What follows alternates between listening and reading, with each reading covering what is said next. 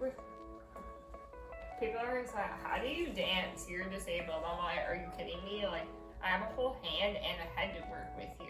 Like, what you know about the head bab? This never goes out in style, you know what I'm saying?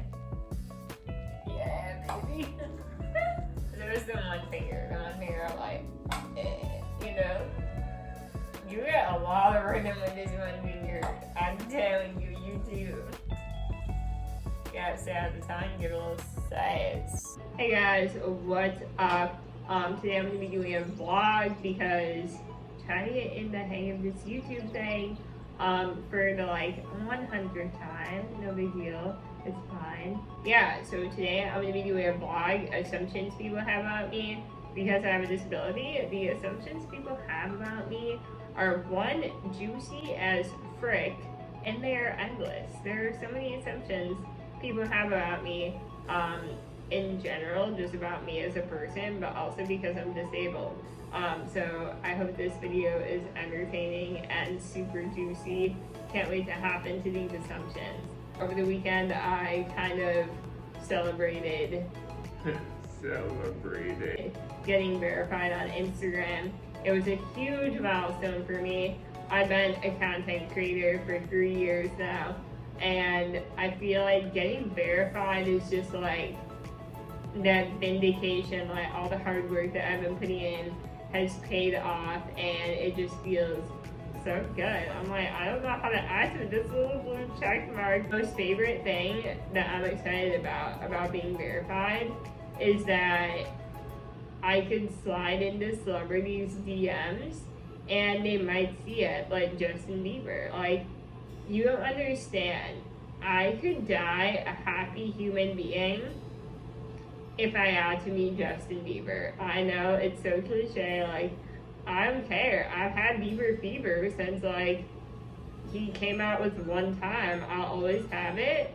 Love Justin, and I don't fangirl over many celebrities, like, but him, So I celebrate getting verified.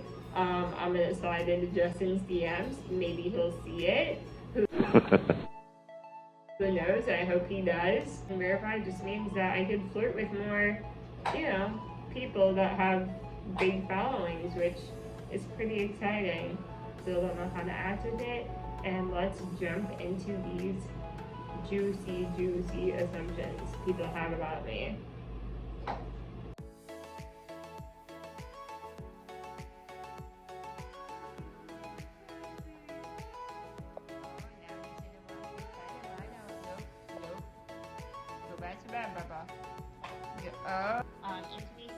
Intimacy and sex, which, big shocker there.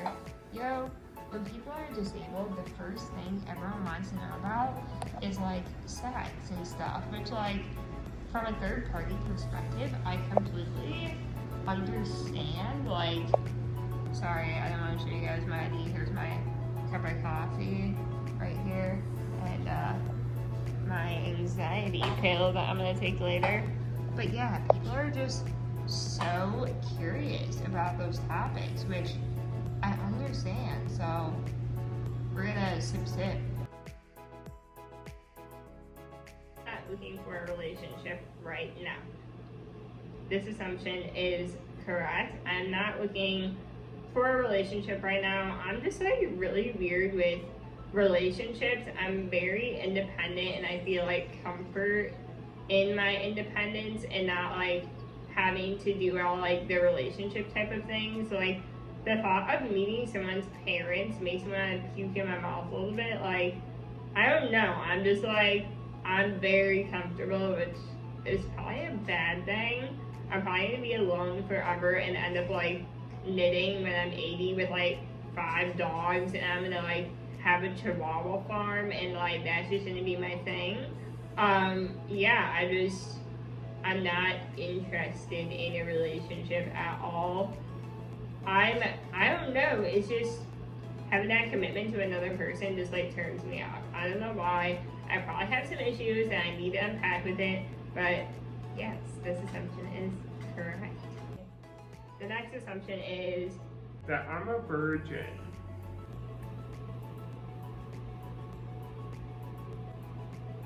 Well, actually, this should just be a sex and disability and intimacy video because all of them, I'm saying, all of them are about sex. So the next assumption is that I'm down to have sex on the first date. This assumption is not true. I am definitely not down to have sex on the first date. I'm actually kind of just, I don't know. I feel like I do talk about intimacy and sex on my platforms, but not as much in terms of like real life experiences. But no, in general, I'm definitely not the type. That sounds bad. It's just, I'm not typically down to have sex on the first date. My favorite so far. The assumption is that you started this account for who you needed when you were younger, to be who you needed when you were younger. And yes, absolutely, I love this assumption, 100% true. I really wish that when I was younger, I saw more strong disabled women in leadership roles kind of owning their confidence and their bodies. And I think that would have had such a great effect on me as someone who has had to take many years to be confident in my disabled body and to find that inner confidence. And I definitely wish that I would have seen more of that when I was younger. And just like the disability representation when I was younger was so lacking. I hardly ever saw any disability representation when I was younger, and when I did, it was just very inspiration porn. It was non-disabled actors playing disabled people, and so I definitely did start this account to be the person I needed when I was younger. So love this assumption, love it. Disabled, classy, some shit. Okay, anyways, the next assumption is that I was in a sorority. This assumption is wrong. I was never in a sorority. I never wanted to be in a sorority. When I was in college a few years ago, I just was not into sorority life at all. I really joked that I wanted to be in a fraternity. Anyone that knows me in real life, I'm just like, I have a very masculine personality, and I don't want to like gender personalities, but I would just say that like my personality isn't very like stereotypically like girly in a sense. I'm just more like raw, I would say. And I'm just like, I would fit into a fraternity way better than I would fit into a sorority. I just love the guys. I love like hanging out and just like throwing out, you know what I mean? Like shotgunning beers, like doing some dumb shit. And I feel like stereotypically sorority girls are more into like their outfits and stuff like that. I don't really know. I'm not in a sorority. One of my best friends, Margaret, was in a sorority. I love her to death. Yeah. I was out in a sorority. But more people have asked me if I can have sex than what I do for a living. I'm gonna have to go ahead and say that this is 100% true. Many people ask me if I'm able to have sex because the assumption is that disabled people are not able to have sex. For what reason, I have no freaking idea.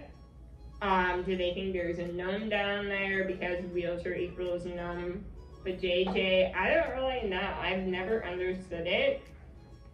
I might be a little biased because I'm disabled and I know that disabled people do have sex. But this assumption just baffles my mind that people don't think that disabled people have sex. Like, where does that come from?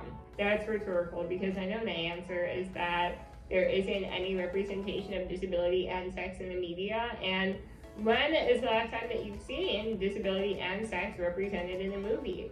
I want to see a steamy sex scene with Zac Efron and a disabled person. Particularly me, I would love to play that role.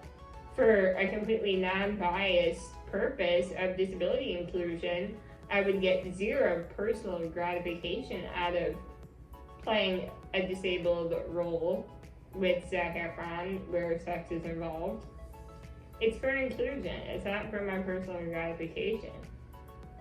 I have some spicy Doritos here. I'm very afraid to try them, but I'm gonna try them. Let's do it. Alright, here it is. This is a flaming hot spicy Dorito. I'm scared, but this could just be some bonus content of me in pain.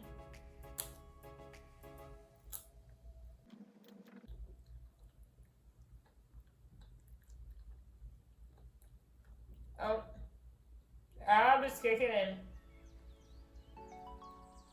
Okay, it's not that bad. I thought this was gonna be way more entertaining. I'm sorry. It's spicy, but it's tolerable. So honestly, I give these spicy Doritos like a 3 out of 4. I really enjoy hearing what assumptions people have about me. It's super interesting. Be sure to subscribe, do all that. I don't know, I'm not a YouTuber, so I'm just like trying to do a good outro, but this kind of sucks. Anyways, I'll see you guys in my next video. I'll probably post it in like a year, who knows? I'm on a mission to be a YouTuber this year. It's one of my goals, so let's do it, baby. Let's do it.